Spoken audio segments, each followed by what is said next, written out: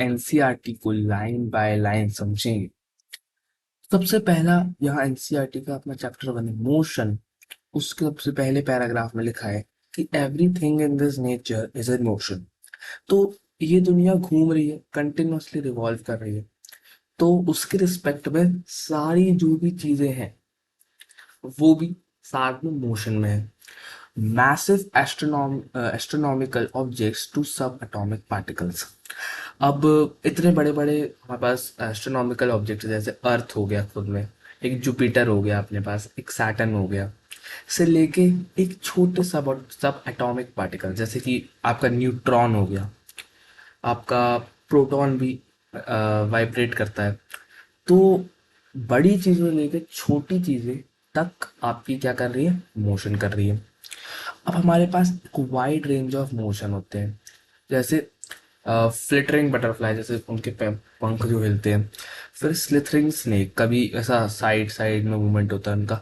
Hopping hairs, जैसे अभी जो ग्रास हॉपर्स होते हैं वो हॉप करते हैं। तो ऐसे हमारे पास बहुत सारे टाइप के मोशंस होते हैं। अब मोशन मोस्टली यहाँ पर आपको तीन प्रकार के दिख जाते हैं। लीनियर हो गया आपका एक सर्कुलर हो गया, एंड आपका एक ऑस्किलेटरी हो गया। लीनियर क्या होता है? मोशन जो स्ट्रेट लाइन में होता है मोशन, उसी को लीनियर मोशन कह देते हैं। और जो मोशन एक सर्कुलर पाथ पे होता है उसे सर्कुलर मोशन कहते हैं, जैसे गाड़ी एक सर्कुलर पाथ में चल रही है। ओके। देन ऑसिलेटरी मोशन क्या होता है? जैसे कि मैं आपको एग्जांपल के तौर से बताता हूँ। जैसे एक ऑब्जेक्ट है यहाँ पर, वो इधर गया, यहाँ गया, देन वो वापस यहाँ रिटर्न आ गया, एंड देन वो यहाँ चला गया, देन वो वापस रिटर्न आया, देन वो इधर गया। तो ऐसे करके जब एक ऑब्जेक्ट अपनी मेन पोजीशन से एंड्स पोजीशन तक जाके वापस मेन पोजीशन पर रिटर्न करता है, इस टाइप के मोशन को अपन ऑसिलेटरी मोशन कहते हैं। तो ये सब हम लोग अर्ली ग्रेड में पढ़ चुके हैं। पर अपन को क्या पढ़ना है अपनी नाइन्थ में? तो हम लोग ने पहले कुछ फिजिकल क्वांटिटीज के बारे में पढ़ा, जैसे कि डिस्टेंस हो गया, टाइम हो गया, स्पीड हो गया। पर नाइन्थ क्लास में हम और नई फिजिकल क्वांटिटीज के बारे में पढ़ते हैं। तो जैसे कि पहली फिजिकल क्वांटिटी जो कि बहुत इंपॉर्टेंट है, डिस्प्लेसमेंट, इसके बारे में अपन आगे पढ़ेंगे। देन एवरेज वेलोसिटी, वेलोसिटी क्या होती है अपन ये पढ़ेंगे। देन एवरेज एक्सेलरेशन, ये सब क्या होता है अपन इन टर्म्स के बारे में आगे जाके जानेंगे। तो आज का पहला अपना टॉपिक होने वाला है motion in a straight line. तो motion in a straight line को वन डायमेंशनल मोशन भी कहते हैं। तो motion in a straight line simple है, जैसे एक ऑब्जेक्ट है, जैसे ये कार, अगर ये एक स्ट्रेट लाइन में ऐसे बस सीधा जाती है विदाउट चेंजिंग इट्स डायरेक्शन, इसे अपन motion in a straight line. जैसे स्विमर है, ये सीधा जा रहा है ऐसे, बिल्कुल उसका पाथ बिल्कुल 0% चेंज हुआ, इसी को अपन बोलते हैं motion in a straight line. तो जैसा कि पता है सबसे सिंपलेस्ट टाइप का मोशन होता है। आज ये नीचे चलते हैं। अब मैंने ये तो बोल दिया कि ऑब्जेक्ट मोशन पे है, बट मैंने ऐसा क्या रेफरेंस लिया, मैंने ऐसा क्या अंदाजा लिया कि हाँ यार वो मोशन में है? तो इसके बारे में जानते हैं। तो अब हम पढ़ेंगे डिस्क्राइबिंग पोजीशन, कि हम लोग किसी ऑब्जेक्ट की अगर मेरे को पोजीशन बतानी है तो मैं कैसे उसकी पोजीशन बता सकता हूँ। तो मैं किसी भी ऑब्जेक्ट की पोजीशन बता सकता हूँ एक फिक्स्ड पॉइंट, जिसको अपन बोलते हैं रेफरेंस पॉइंट से। जो रेफरेंस पॉइंट होता है ये एक फिक्स्ड पॉइंट होता है जहाँ से अपन किसी भी ऑब्जेक्ट की पोजीशन बता सकते हैं। फॉर एग्जाम्पल एक खंबा है, सपोज कर लेते हैं एक खंबा है यहाँ पर आपके पास, ये हो गया आपका एक खंबा। और मेरा घर है यहाँ पर, सपोज कर लेते हैं यहाँ पर मेरा घर है। अब मुझे जाना है, मेरे दोस्त को मेरे घर आना है। तो अब वो मेरे से पूछेगा कि भाई मैं तेरे घर कैसे आऊँ? तो मैं उसको बोलूंगा भाई एक खंबा है, ठीक है, तू वहां से ईस्ट डायरेक्शन में आ जा। तो ठीक है, वो समझ जाएगा कि यहाँ खंबे से मेरे को इस डायरेक्शन में जाना है, तो मेरे घर पहुंच जाएगा। ठीक है। तो जैसे कि यहाँ लिखा है, the distance and the direction of an object with respect to the reference point at any instant of time describes the position of an object. But एक एक्सेप्शन है, जब आप किसी भी ऑब्जेक्ट की पोजीशन बता रहे हो ना, तो आपको सिर्फ डिस्टेंस नहीं देना है या फिर आपको सिर्फ डायरेक्शन नहीं देना है, आपको दोनों चीजें देनी है। समझ आई बात? जैसे मेरे को बताना था कि ये खंबे से मेरे दोस्त को घर पहुंचना है, तो मैं अगर उसको बोल दूंगा, ए भाई, इस खंबे से ना तू एक काम कर, 10 मीटर आ जाना, 10 मीटर आ जाना भाई खंबे से। वो बोलेगा, अरे भाई किस डायरेक्शन में आना है वो तो बताओ। हाँ, तो मेरे को बताना पड़ेगा कि यार खंबे से ना तेरे को ईस्ट डायरेक्शन में आना है 10 मीटर। अब मैं बोलूंगा, अब जैसे मैंने बोला कि यार खंबे से ना तू ईस्ट डायरेक्शन में आ जाना, अब बोलेगा भाई कितना दूर आना है ईस्ट डायरेक्शन में। तो मतलब हमको दोनों को स्पेसिफाई करना होता है। तो रेफरेंस पॉइंट क्या, एक फिक्स पॉइंट है जहां से हम लोग किसी भी ऑब्जेक्ट की पोजीशन को डिटरमाइन कर सकते हैं। और रेफरेंस पॉइंट में अगर किसी भी ऑब्जेक्ट की पोजीशन को हम डिटरमाइन कर रहे हैं, तो हमें दो चीजें बताना जरूरी है, उसकी डायरेक्शन एंड प्लस उसका वहां से कितना ज्यादा क्या है, मैग्नीट्यूड कितना है डिस्टेंस का। तो दो चीजें बताना वेरी कंपल्सरी। चलिए आप डाल लेते हैं दो इजी टर्म्स के बारे में। मोशन क्या होता है एंड रेस्ट क्या होता है। तो मोशन सिंपल है भाई, जब कोई भी ऑब्जेक्ट चेंज करता है अपनी position with respect to the reference point, तो हम मोशन कह देते हैं। और टाइम भी होता है उसमें। फिर रेस्ट क्या होता है, when an object doesn't change its position with respect to reference point and time, तो अपन उसको रेस्ट कह देते हैं। ठीक है। अब जैसे ये कार है, अब रेफरेंस पॉइंट हूँ मैं, सपोज मैं हूँ रेफरेंस पॉइंट, यहाँ मैं खड़ा हूँ। यार मैंने देखा कि ये कार तो पहले उधर थी, अब ये उधर पहुंच गई, अब ये यहाँ पहुंच गई है ये कार, सपोज कर लेते हैं। तो हाँ, मेरे को पता चल गया कि हाँ यार, ये कार की पोजीशन चेंज हो रही है। इसका सिंपल सा यही मतलब है कि वो मोशन में है।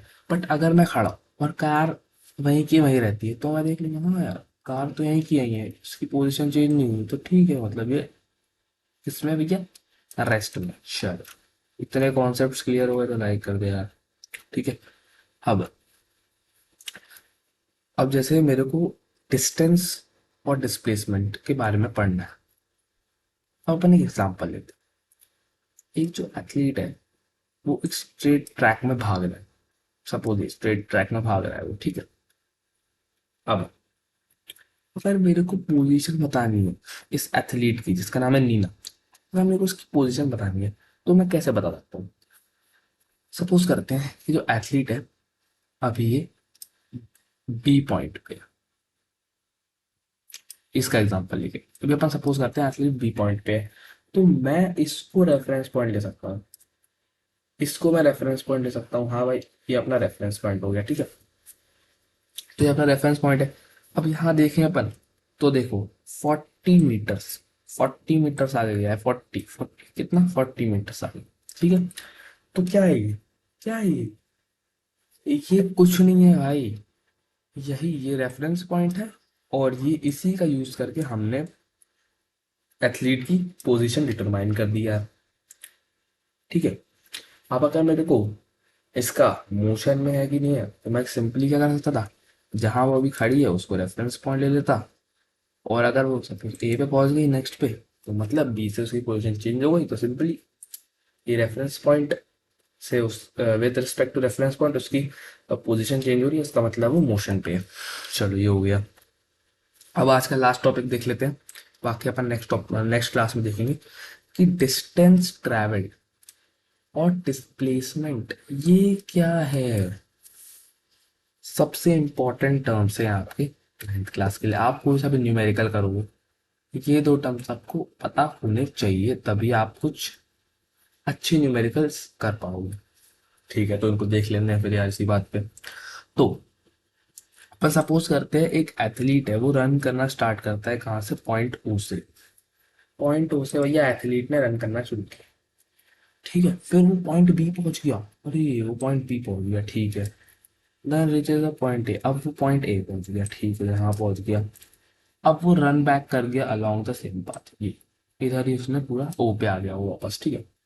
तो अगर मेरे को इसका डिस्टेंस निकालना है, उसे डिस्टेंस कितना ट्रेवल किया, तो क्या करूंगा मैं, क्या करूंगा मैं, सिंपल, जितना उसने total length of the path चला है वही डिस्टेंस है भाई, ठीक है।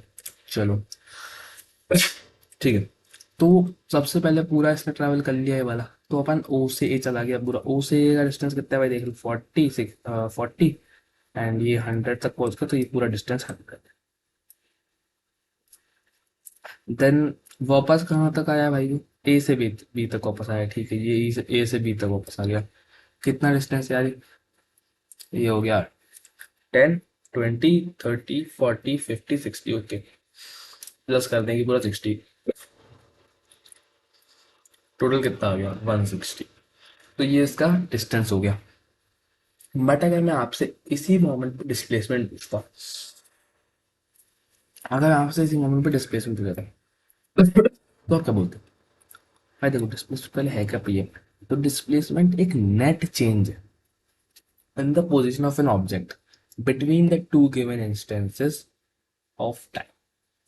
इसको समझते कि जैसे मैंने एक मोशन कंप्लीट कर लिया, तो अब डिस्प्लेसमेंट क्या है, एक shortest length of the path है मेरी पहली इनिशियल पोजीशन से लेकर फाइनल पोजीशन तक का, एक शॉर्टेस्ट डिस्टेंस है वो। जैसे ये मोशन हो गया पूरा, बी पे आके मोशन पूरा कंप्लीट हुआ है मेरा। अगर मेरे को डिस्प्लेसमेंट निकालना है, तो डिस्प्लेसमेंट क्या है, shortest length, shortest distance between the initial to the final position. तो मेरी फाइनल पोजीशन है ये, मेरी इनिशियल पोजीशन थी ये, तो मेरा डिस्प्लेसमेंट हो गया 40 मीटर्स का। दोनों की एसआई यूनिट मीटर होती है, ठीक है। और ये उसका मैग्नीट्यूड हो गया 40, ठीक है। तो क्या ये बात है, समझ आ गई, ठीक है। So the numerical value with what unit? The numerical value with units of such physical quantity को अपन ही मैग्नीट्यूड कहते हैं।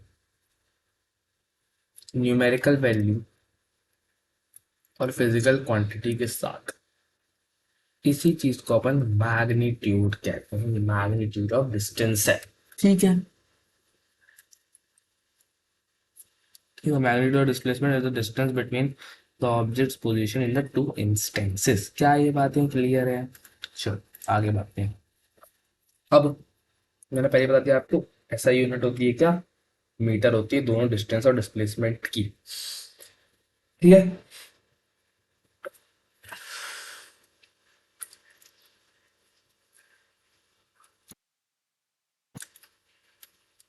चलिए, अब ये वाला क्वेश्चन देख लेते हैं फटाक से अपन, बहुत आसान क्वेश्चन है।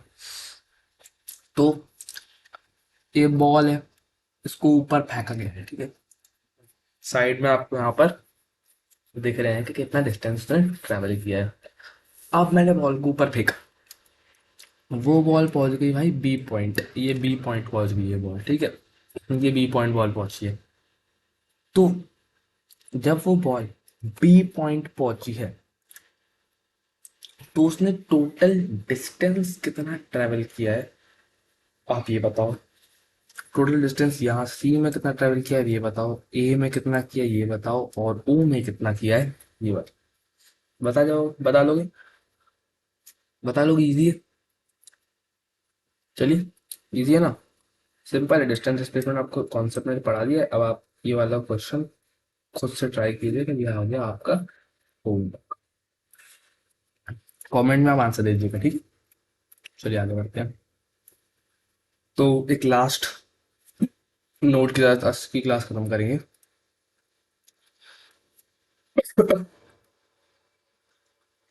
ठीक, तो motion is that a change in the position of an object can be described in terms of total distance traveled by the object and its displacement.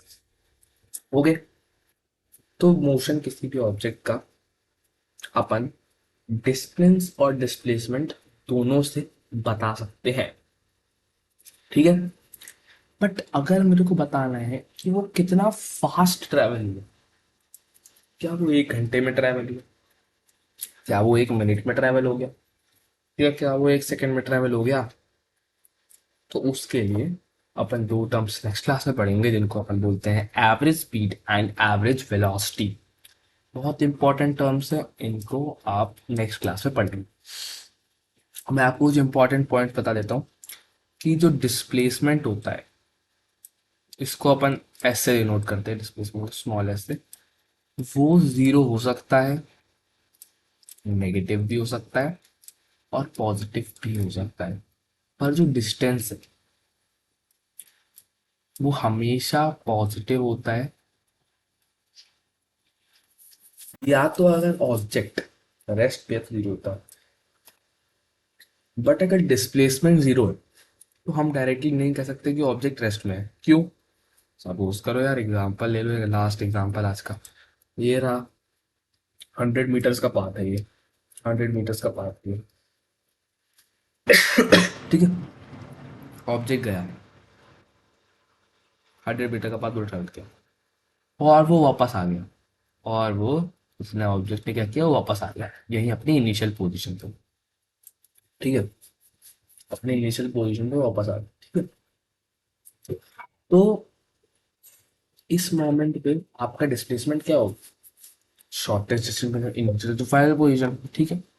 But final position initial position तो same ही है भाई, तो ये आपका zero हो गया।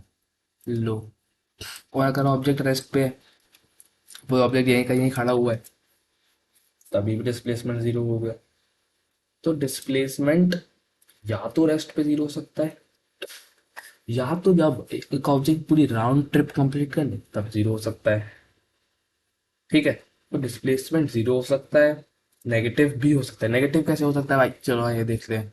ये गया भाई पूरा, अब ऑब्जेक्ट वापस आके यहाँ पहुंच गया, इधर अपनी इनिशियल पोजीशन से पीछे तरफ चला गया, दूसरे डायरेक्शन में चला गया। कार्टेशियन प्लेन होता है ना ऐसा, ठीक, कार्टेशियन प्लेन होता है ना ऐसा, ऐसा कार्टेशियन प्लेन होता है ना, ये होता है पॉजिटिव, ये नेगेटिव, ये पॉजिटिव नेगेटिव। अब उल्टा चला गया ऑब्जेक्ट भाई, तो ये नेगेटिव शुरू हो गया यहाँ से। अब सपोज करते हैं हम, ये 20 मीटर नेगेटिव उल्टी डायरेक्शन चला गया, तो इसका डिस्प्लेसमेंट पता है कितना हो जाएगा? -20 मीटर। यस, ये आपको वेलोसिटी में बहुत काम आएगा, इसलिए इसको बिल्कुल इग्नोर नहीं करना होता है आपको।